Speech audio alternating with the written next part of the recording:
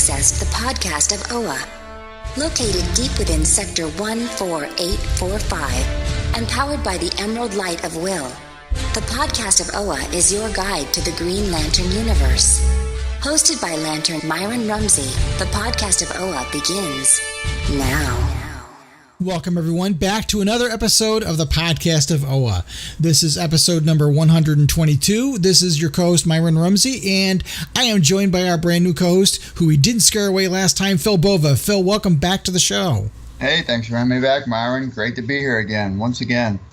So, I'm glad you're enjoying it. You know, I always get worried when we bring somebody new onto a show, whether it's a guest or whatever. You wonder whether you're going to scare them off or not. So you came back, you answered my messages, so it must be we didn't scare you off, which is a good thing.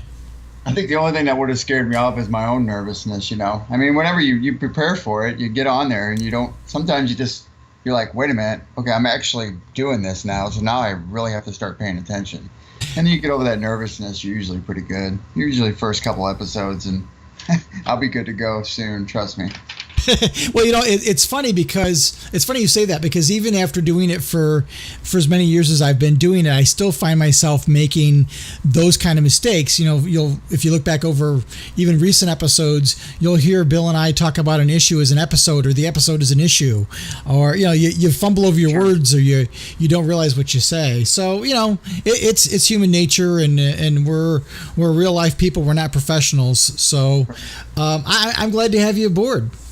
Love it, man. I'm glad to be here. Like I said, I've been looking forward to doing this for a long time, and looking forward to, you know, gaining some followers and stuff, and, you know, and really starting a conversation about Green Lantern, because there's a lot of big stuff coming lately, so it's a good time to be a Green Lantern fan.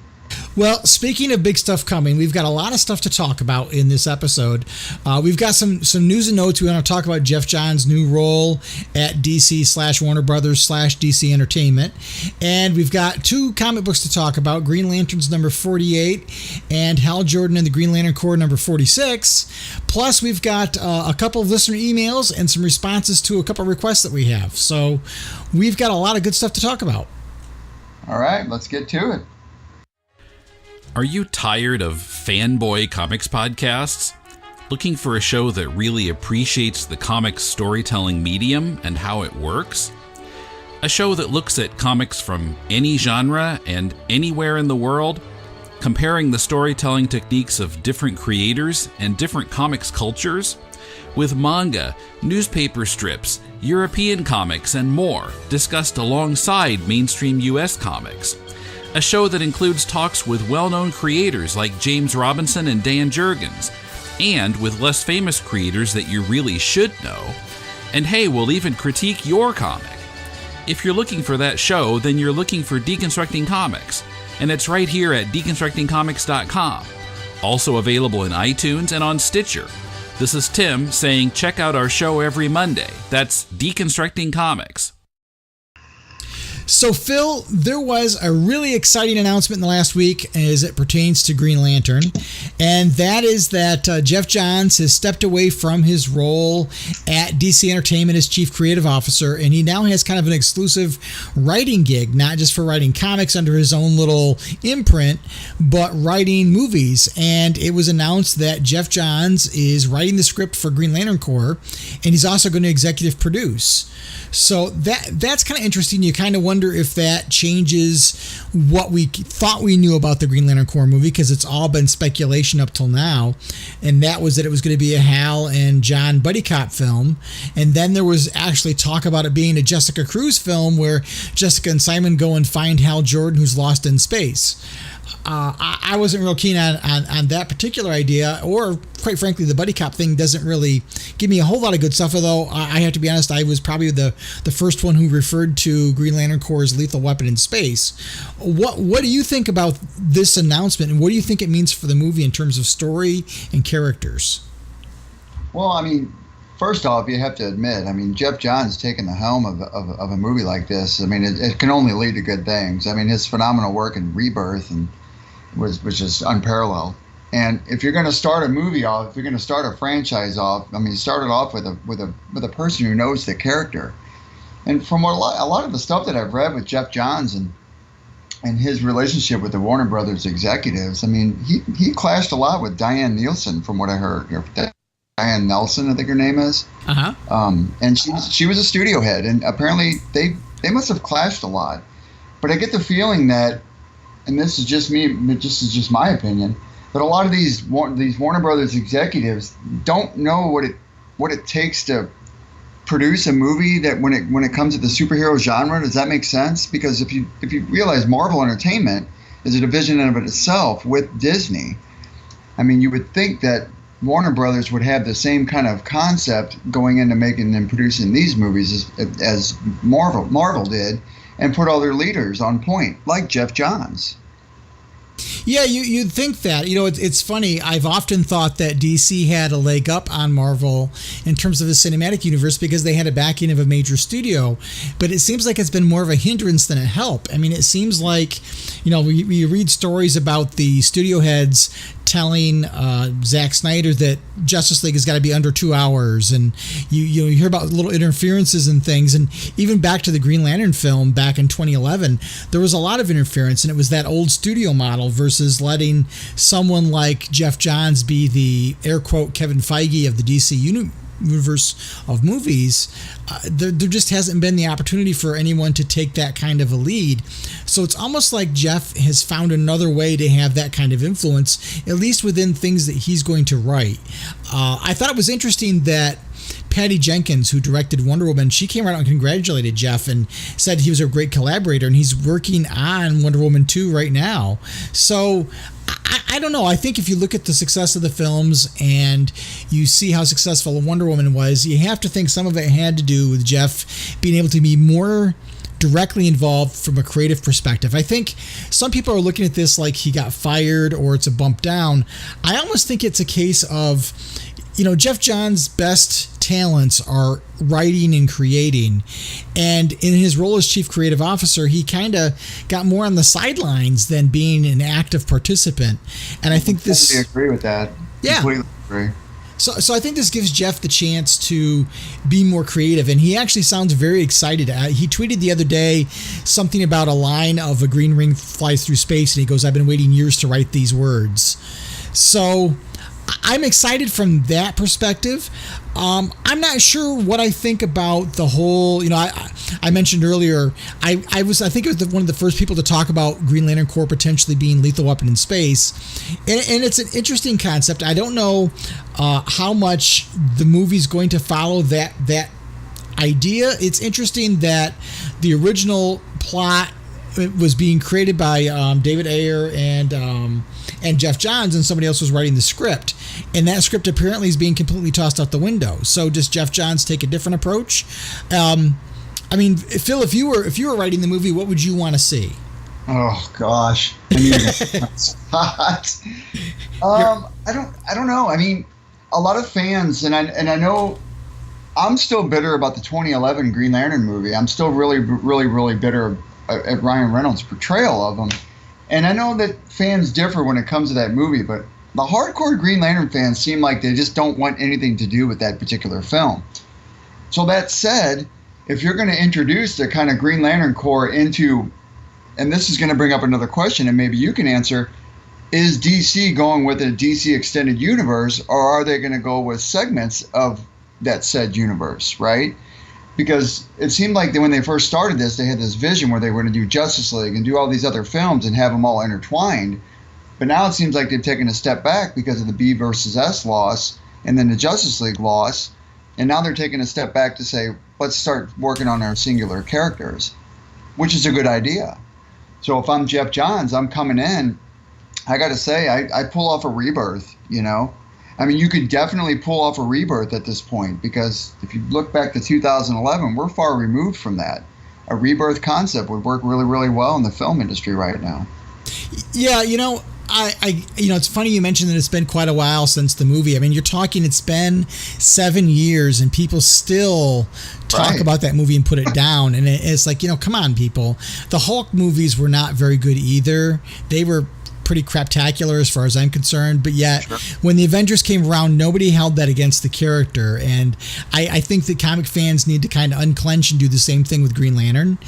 I think that as much as we want to put it behind, I think you can't forget it existed in terms of I don't really want to see another take on the origin story. I think when you look at superhero cinema right now, origin stories are kind of done.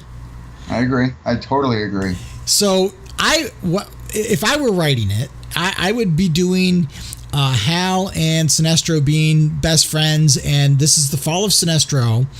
And through the narrative and through the dialogue, you get enough about Hal's backstory that you don't need to see the origin. You get Sinestro mad at Hal because Hal, air quote, betrayed him.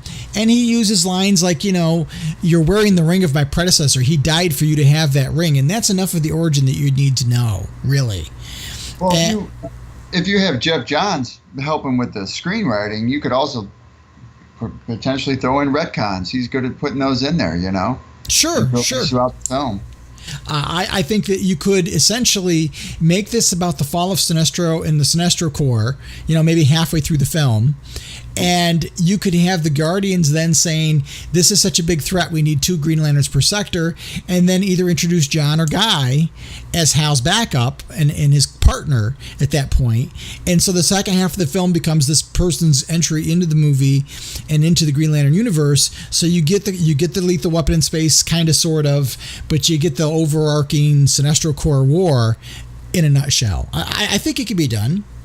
And not only that, you could take that potential timeline and streamline it into the main Justice League concept, because if they eventually introduce Darkseid, which I hope at some point they do, you could definitely tie in the Green Lantern Corps in there. They could come in with, because they're also doing the New Gods movie. So, I mean, all those have the potential to meet down the line. Sure. I think, you mentioned it a little bit ago, does DC pull back and do individual films before they redo Justice League? I think financially they have to. I think they need to give Justice League some time. I mean, I enjoyed Justice League, but it wasn't what I thought it was going to be or as good as it could have been. I think if they take some time to reinvest in the characters and then do a Justice League 2 with the characters they've brought on stage and on screen, I think that would be great. I don't want to see them go away from the idea of a core universe, if that makes any sense. I really like the idea of them being intertwined. I always thought DC had the upper hand, because you look at Superman and Wonder Woman and Batman, and those are 3 of the most recognized fictional characters in the world, regardless of the medium, that they don't need a solo standalone film to introduce them before you bring them together. You know what I mean?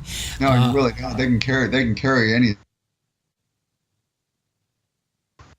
But right. I think the thing that I guess concerns a lot of people is the fact of the reintroduction of these characters over and over and over again. Right. We don't need to see it again and again and again. We don't. No. We know how Batman becomes Batman. We know how Superman becomes Superman, and that's the advantage that DC had, and it seems like they kind of squandered it a little bit. I mean, let's be honest, and this is not fanboyism.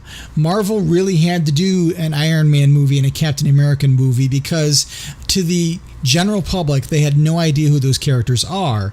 Warner Brothers had the luxury of, you had the 66 Batman TV show that millions and millions of people watched. You had the Wonder Woman Linda Carter TV show that millions and millions of people watched. And you had the Superman TV show from the 50s and 60s. And you had the Christopher Reeve movies. You had a built-in audience that didn't need to know all that backstory. You could just have those 3 characters and run. And I think they kind of tried that with Justice League and introducing the Flash and Cyborg and Aquaman as the 3 people he introduced, but I think it was too much to throw in. I think it was too quick. They try to fast track it, and Warner Brothers is notorious for trying to push stuff through. I mean, that's probably part of the reason why Snyder ended up, they getting rid of Snyder and bringing on Whedon, because Snyder doesn't like to fast track stuff. He likes to work on his product, and I think a lot of that was lost in this Justice League film that came out when Whedon came on. Yeah, I'd agree. I think having 2 directors, you didn't have a clear vision. You know what I mean? These films have to have somebody who, this is their vision, and they have to carry it from start to finish. And I think having multiple directors very rarely works well. And that works with a cohesive storyline, like you had mentioned earlier, especially when you want to keep it all intertwined. You can't have too many hands in the cookie jar. Right. Well, I think Zack Snyder tried to be the Kevin Feige of the DC movie universe, but I think that his his storytelling and the way he envisioned it didn't line up with what fan expectations are. I mean, you still have people talking divisively about Man of Steel years later. You still have a lot of that. So it wasn't wholeheartedly embraced.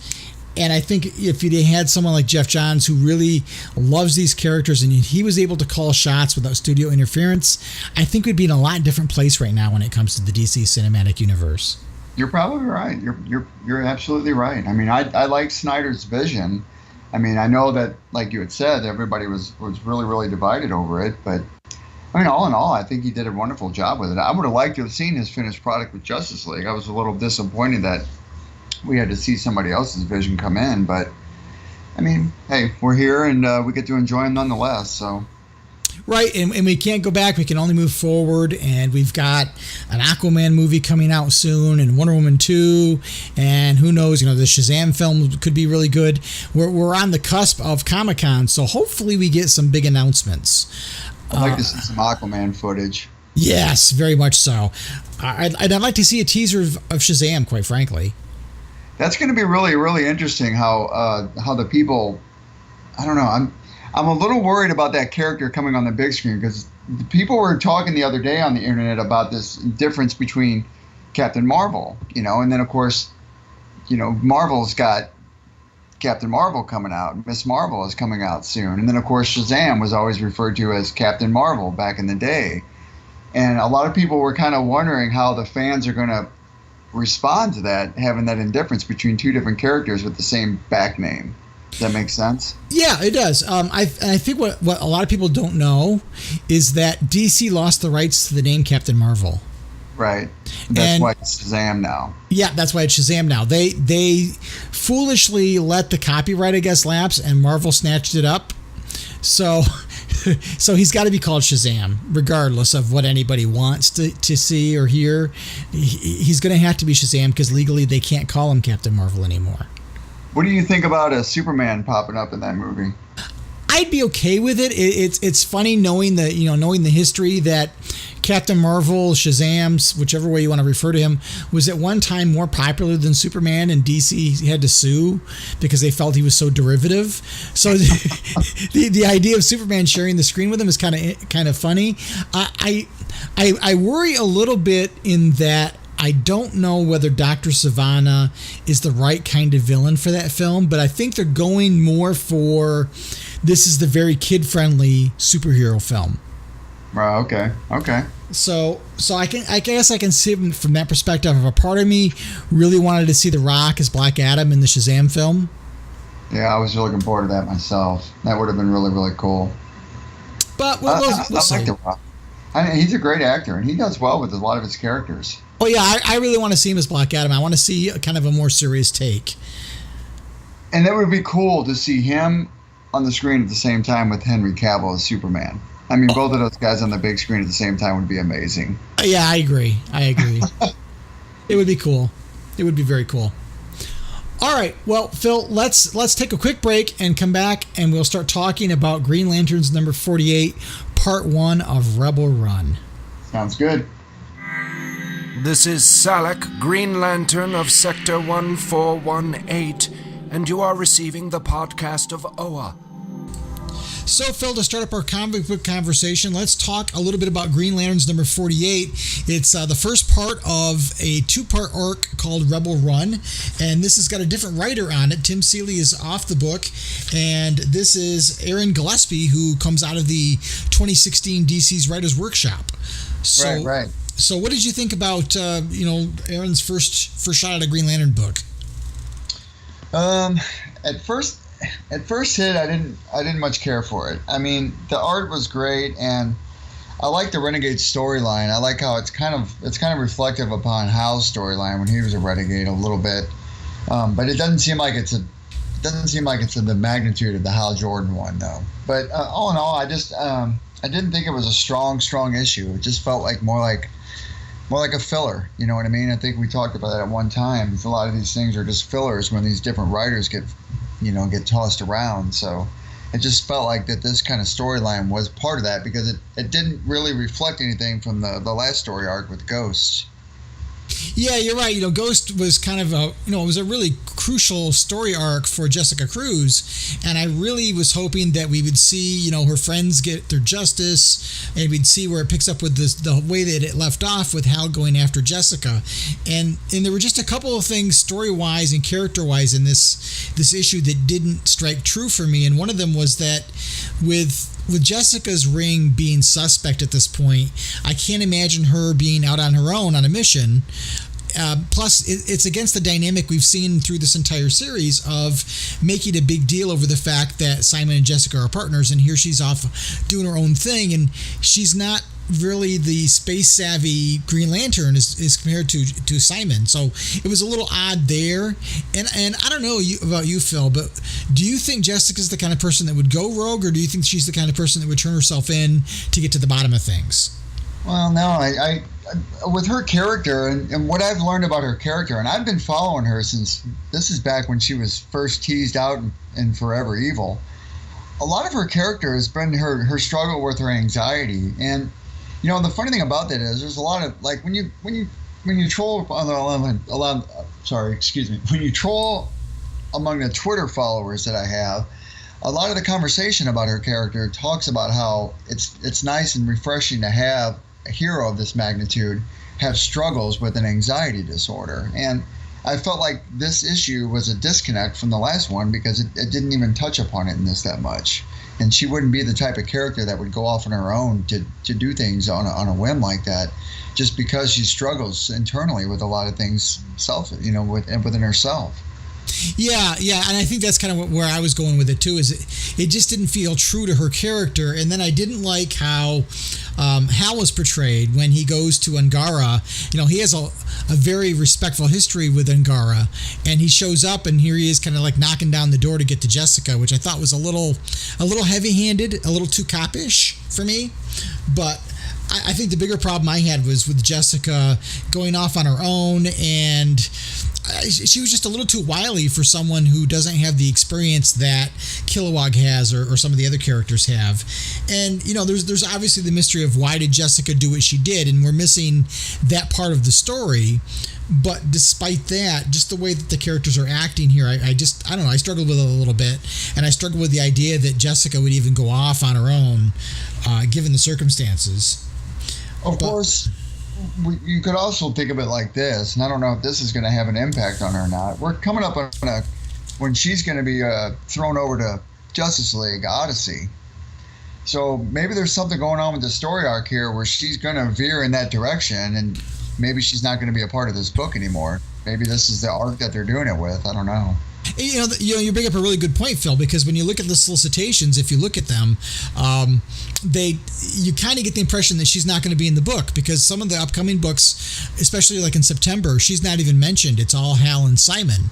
Exactly. So maybe that's exactly what's happening is you've got DC putting John Stewart in Justice League and Jessica Cruz in Justice League Odyssey. Are these placeholder stories to hold the Green Lanterns in place while we're getting ready for what's to come? I mean, we all know the rumors about Grant Morrison.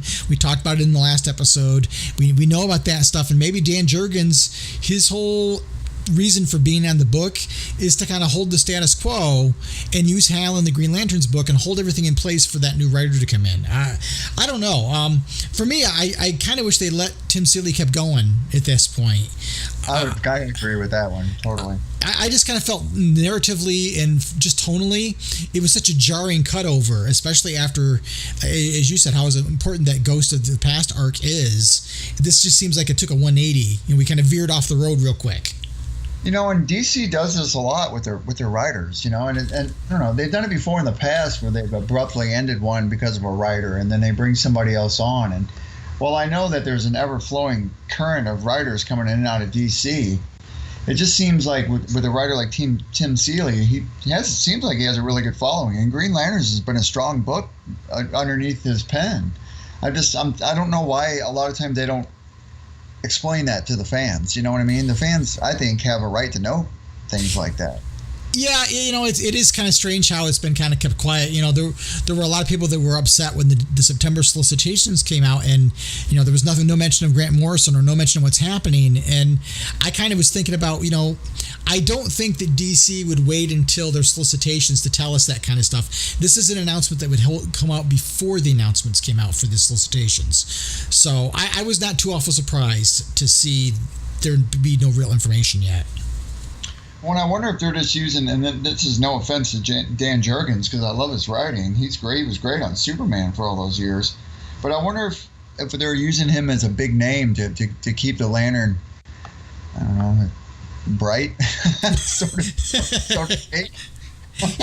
Yeah, it could be true. Wasn't he writing Action Comics, and they took him off that book because they had to make room for Brian Michael Bendis. So right. he had to have something to do. But it just seems so awkward, and you really get the feeling with this story that Aaron Gillespie, and I don't think this is his fault, that he was probably given the assignment to write this 2-part story arc not knowing where Ghost of the Past was going to end up.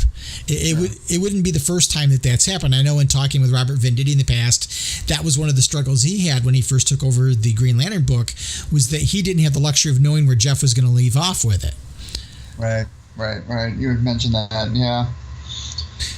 So, well, I mean, I don't know. I guess with part 2 coming out this week sometime, I guess, I don't know, maybe they'll hash out the storyline some more, but I don't have high hopes for it. I don't know who's coming on after this 2-parter. I think this is a 2-parter, if I'm not mistaken. Yep, this is a 2-parter, and then it jumps into Dan Jurgens with issue 50. Okay, well, there it is. I guess we're going to find out soon enough. Right. But, I think it goes back to what you said earlier. It feels like a filler, and it's because it is. And that's sad. It does an injustice to Jessica Cruz. I mean, she's got a good following, and she has been a really, really, really, really rich character for the Lantern Corps. Yeah, I think I agree with you too on the art. I think Ronan Cliquet, if I've pronounced it correctly, and I slaughtered it, but I think he's been kind of the stabilizing force because we don't have a stable force in terms of the writing, but he's at least keeping the look of the book consistent, and that helps, I think, a little bit. And it's been great. I mean, the art's great, and I love how he portrays a lot of the characters. Like Tig at the beginning, I mean, he just looks really, really cool as a little lantern, And he does a good job with Kilowog and stuff. But I like the art. I'm a big fan of the art. Just the story, not strong. I'd agree, Phil. I'd agree. All right, well, let's take a quick break, and then we'll come back and we'll start talking about Darkstars Rising Part 5 in Hal Jordan, the Green Lantern Corps, number 46. Absolutely.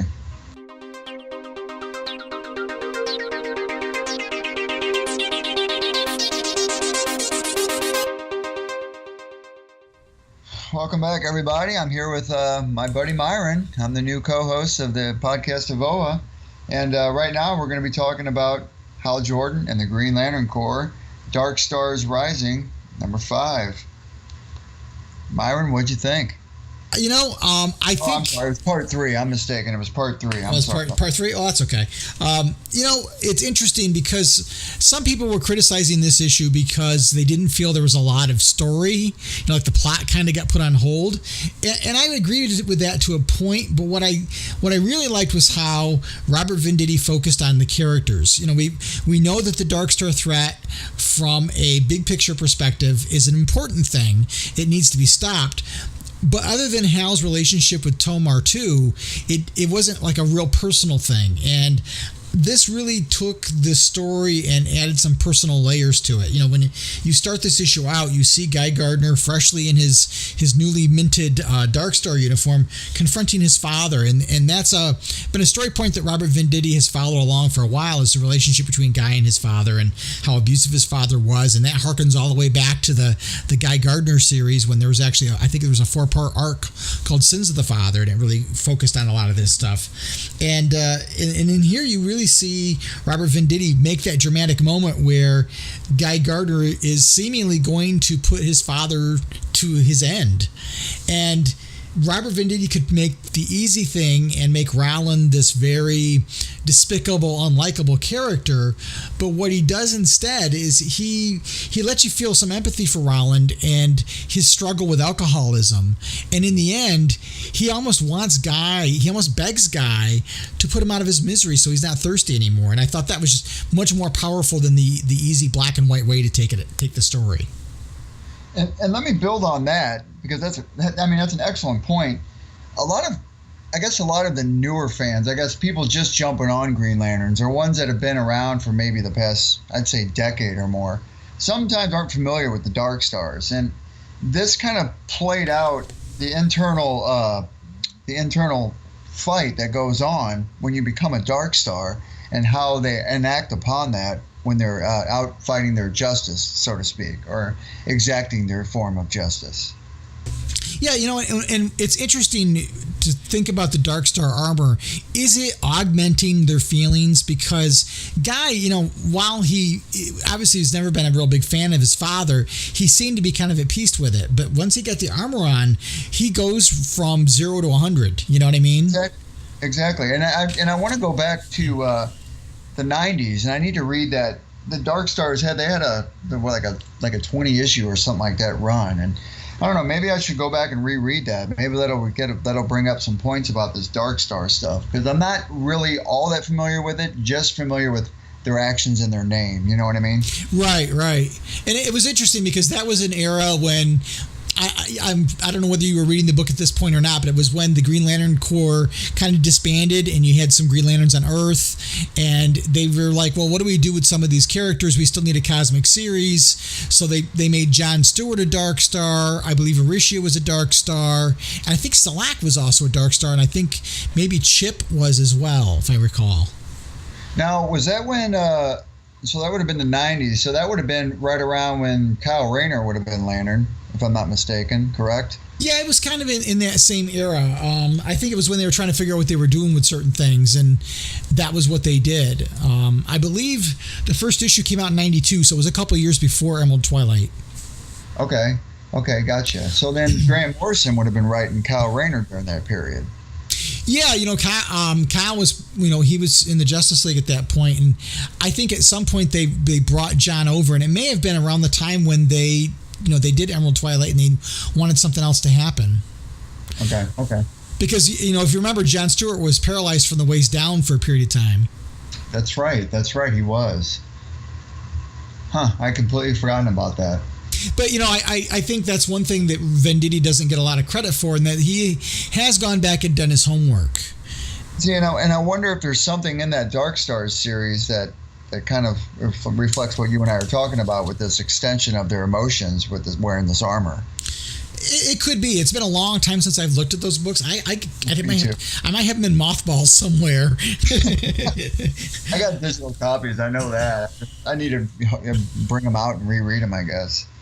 Yeah, I'm kind of surprised that was a series that hadn't been revived. And actually, when they announced this was going to be a story arc, I kind of thought, gee, for a minute, maybe they might be reviving the Darkstars altogether as a way to expand the cosmic DC universe, and maybe John or Guy would become a Darkstar and stay a Darkstar. But I kind of get the impression from this that unless something magical happens, I don't think the Darkstars are going to become part of the good guys anytime soon. No, I agree. I agree.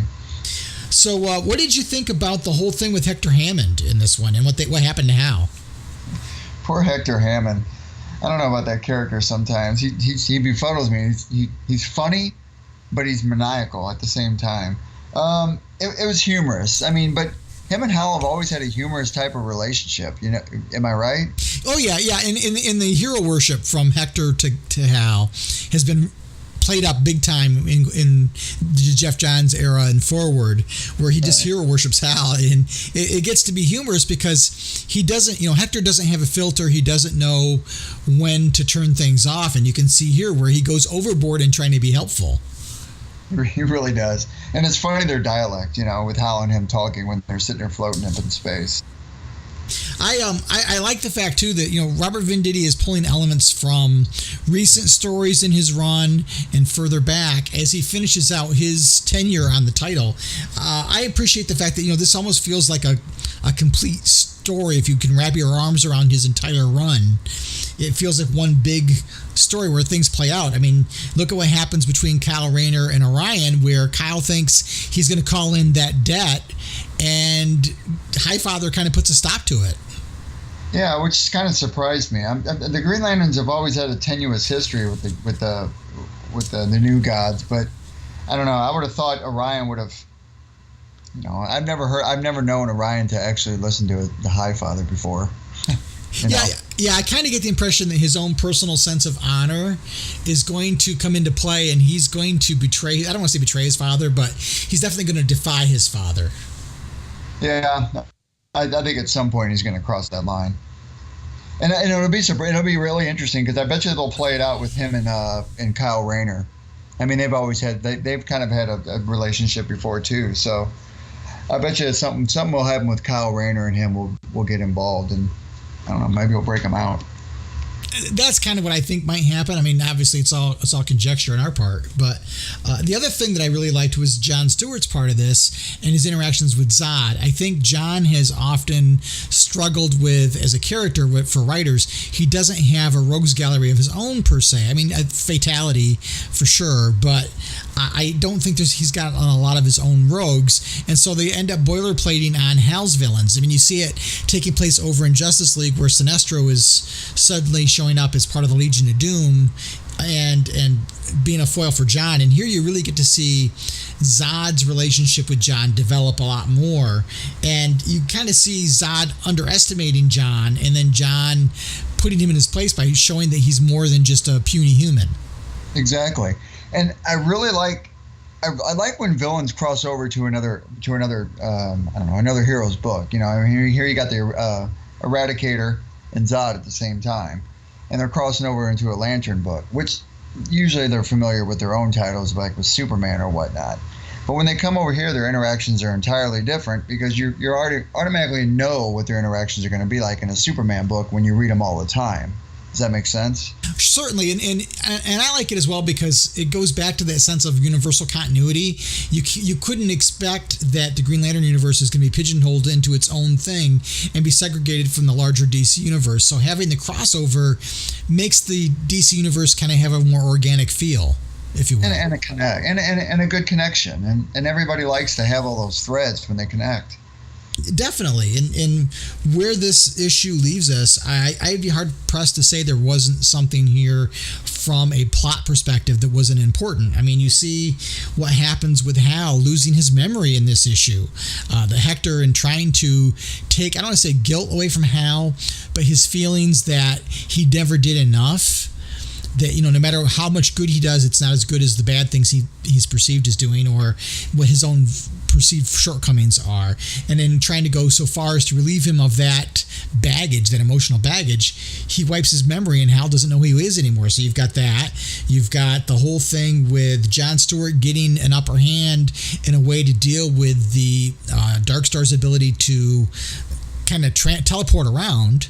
And then you've got what goes on with Guy Gardner, and just as he's about ready to put his father out of his misery, who shows up but Arkillo? His buddy.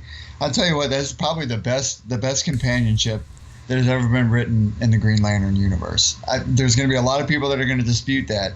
I mean, I like Kilowog, and I like him with interacting with Hal Jordan, but I love the Arkillo Guy Gardner pairing. I just love it. Yeah, it's been a really enjoyable thing, and it's teasing that the next issue is going to be the two of them going to fisticuffs again. But I think what's going to happen with Arkillo, not knowing Arkillo like I do, but reading Arkillo like I have, he's going to find a way to reach Guy Gardner. I mean, he's got to. They've had a kind of relationship, They've been buddy. They've went to duels before, and it's been a really, really, really good fight. But I think somehow Arkillo is going to find a way to get Guy Gardner out of there. I hope so. I don't want to say Robert Venditti's been forecasting that, but the last time they fought, they kind of got to each other on an emotional level, if you can imagine those two characters getting on an emotional level. But I know. I think there's a connection there, and I think that, like you said, that I think Arkillo is going to help Guy kind of snap out of it, and maybe that'll be a turning point in this story.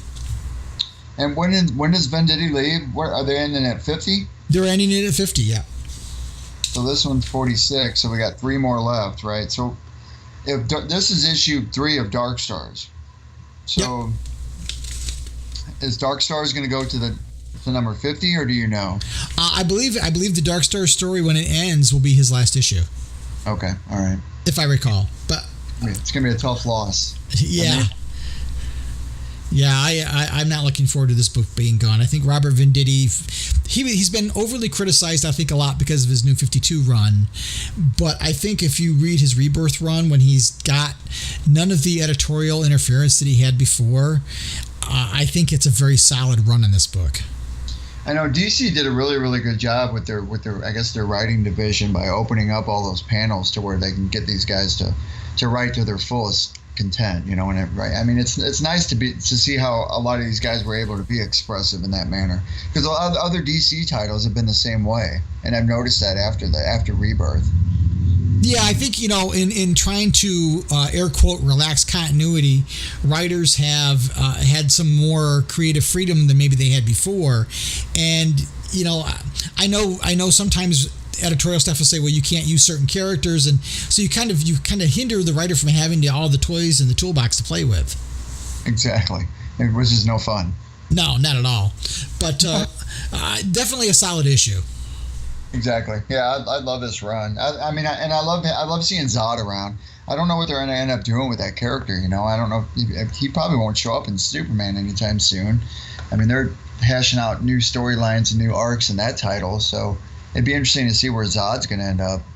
Yeah. You know, it's interesting because the Superman books, because of the arrival of Bendis, have kind of gone through this whole overhaul. I think there was a story not too long ago with Zod and Superman and Booster Gold, and that's done, and I don't think they're going to do anything more with Zod right away. So it's nice to see him show up here, because Zod is one of the best characters DC's got going. Really is. He's a strong villain. Really a strong villain. Absolutely. Well, I think that we've kind of beat this one into the ground a little bit. Why don't we take a break and come back, and we can talk about some of the listener feedback we got. All right, sounds great, Myron.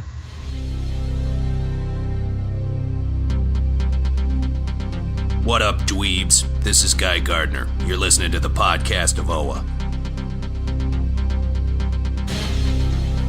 Well, Phil, we got a couple of emails from listeners since the last episode, which is great. You know, we asked for some feedback on potential new segments for the show.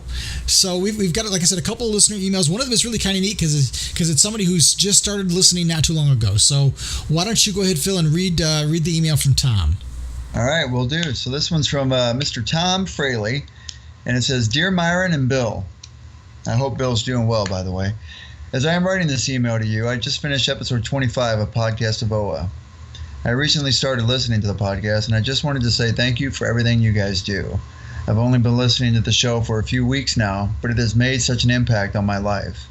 I have been going through a dark place in my life right now, but your show has helped me out of my rut, and reignited my love of reading comic books. I love hearing your opinions on the New 52 Green Lantern titles, which are the books that got me into comic collecting, and Bill's hilarious commentary and jabs at Guy Gardner, even though he's one of my favorites. But everyone is entitled to their own opinion. I look forward to the future of this podcast. Thank you guys again. Keep your rings charged. So Tom, that's great. Huh? That's great. So Tom, I really have to thank you for the email.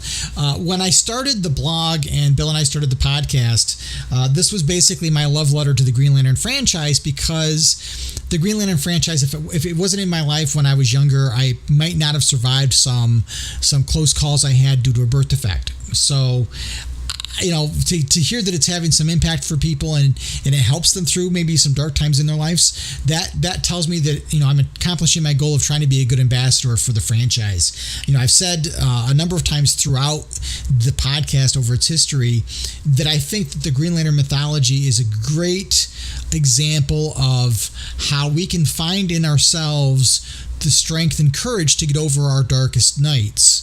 And your emails is proof of that. So thank you for that. You're only 25 episodes in, so I'm sure you've listened to episode 17 where Guy Gardner calls in over Skype and chews Bill and I a new one.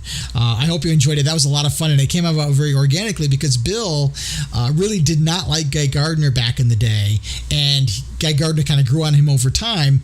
But it was hysterical to see, or I should say hear, Bill get his brother to do the voice of Guy Gardner. His brother's an actor, and to get him to do the voice of Guy Gardner in this skit that Bill wrote, and he ad-libbed some things and really took it to Bill. So it was a lot of fun knowing that how much off script he went. So, I really appreciate it. But, keep listening. I hope you hang around for a while, and we've got more coming for sure.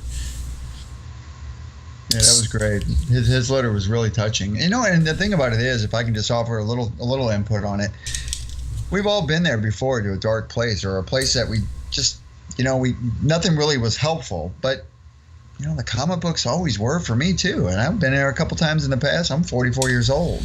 And I've been there a couple times, and they really were a way to go and a place to read where I could just help develop my own thoughts and how to deal with my own stuff, right? And man, and they've always been there for me. So go you, Tom. Absolutely. So the second email we got is from Marcos from New Jersey. So let me read that one.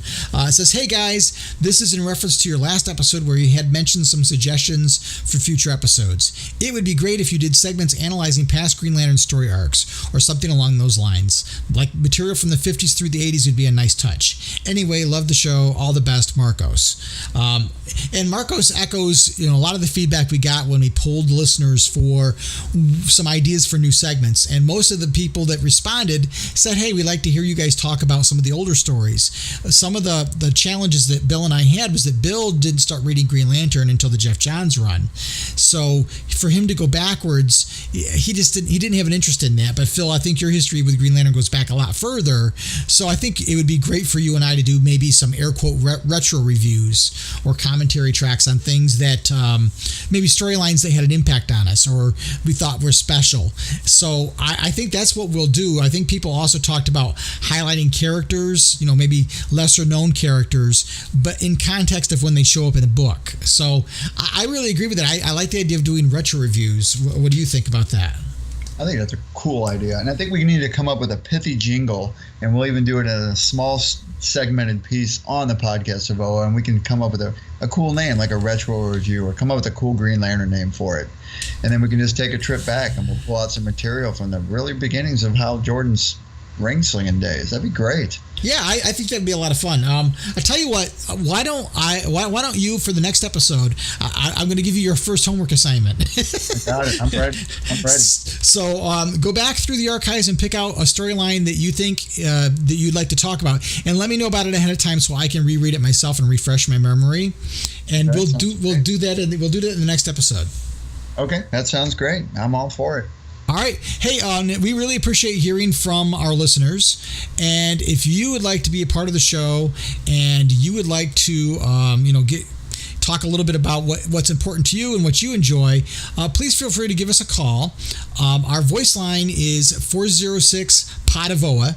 That's 406-763-6362, and you can leave like a 1-minute voicemail, or you can use the comments via email on the contact form on the website, or you can reach out to either Phil or I on Twitter or in the Facebook group. We have a pretty large Facebook community, and we'd love to hear from you and bring some of your comments to the show and make it more interactive. That'd be great. All right, well, let's take a quick pause, and we'll come back and wrap up the show. All right, sounds great, Myron. My name is John Mayo. And I'm Bob Rital. What is the Weekly Comics Spotlight? Comics reviews from two fans with 65 years of combined comics reading experience, who each get and read well over 100 different comics each month from Marvel, DC, and a wide variety of independent publishers. Reviews that highlight books that may not hit everyone's radar screen since most people don't buy so many different comics each month. Reviews with honest opinions. We enjoy comics but realize not every issue that we read is a solid gold masterpiece.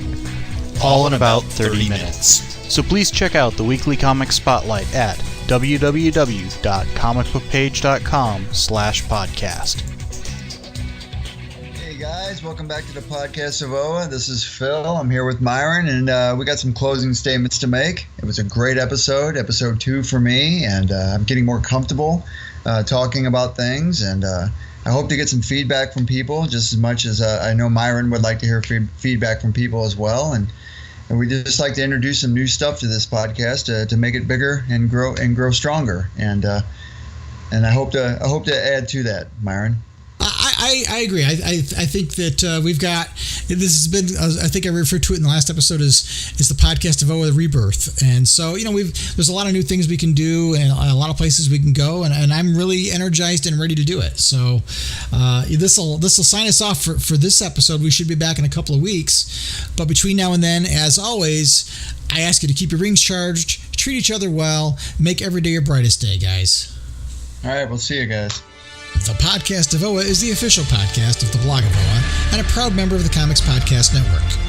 Share your comments and questions by calling the show's voicemail line at 406-POD-OA. That's 406-763-6362. You can send your emails to podcast@blogofoa.com. You can also find the Blog of OA and the Podcast of OA on Twitter and Facebook. Green Lantern and other related characters are the copyrighted property of DC Comics Incorporated and are used without permission. The Blog of OA and the Podcast of OA are fan productions and do not claim any ownership over the Green Lantern or any other copyrighted properties.